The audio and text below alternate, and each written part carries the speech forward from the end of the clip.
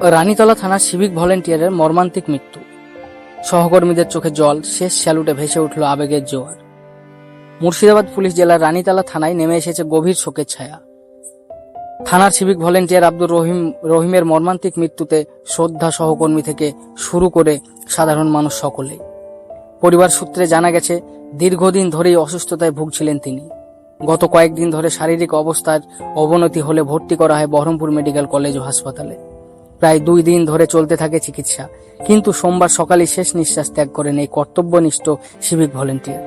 খবর পৌঁছাতেই থানার সহকর্মীরা ভেঙে পড়লেন কান্নায়। মৃতদেহ থানায় আনা হলে আবেগ ভেসে উঠে গোটা রানীতলা থানা। থানার ভারপ্রাপ্ত আধিকারিক অরজিৎ ঘোষের নেতৃত্বে সমস্ত পুলিশ কর্মীরা দাঁড়িয়ে সম্মানের সহিত তাকে শেষ স্যালুট জানান। সহকর্মীদের চোখে জল, বুক ভরা শ্রদ্ধা আর অপার কষ্ট। সেই আবেগ এক মুহূর্তের জন্য থমকে যায় থানার আঙিনা। এরপর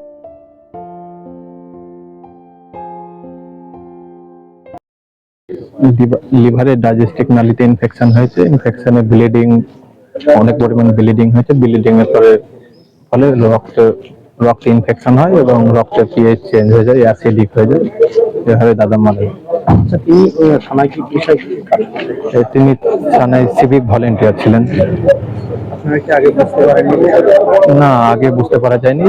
3 দিন তিনি আমাদেরকে শনিবার রাত্রেই জানান এবং তখন আমরা এই গ্রাম্য অঞ্চলের হাসপাতালে তাকে নিয়ে যাই। তারপরের দিন ডাক্তার দেখে বহরমপুর ট্রান্সফার করে দেয় এবং বহরমপুরে যে ওখানে আমরা সেরকম সরকারি হাসপাতালে ট্রিটমেন্ট পাই না, যে বেসরকারিতে সন্ধ্যাবেলায় ট্রান্সফার করি এবং সেখানে ট্রিটমেন্ট শুরু হয়, যে পেশেন্ট জ্ঞান হারিয়ে যায়। কোন হসপিটালে ছিল? সরকারি নিবেদিতা না, বেসরকারি হাসপাতাল নিবেদিতা ছিল। সরকারি মেডিকেল কলেজ ছিল বহরমপুর মেডিকেল কলেজ। সেখানে সুচিকিৎসা পাওয়া যায়নি? এমন সুচিকিৎসা অনেক, রোগীর সংখ্যা অনেক বেশি, তো সুতরাং সেখানে চিকিৎসা সেরকম পাওয়া যায়নি।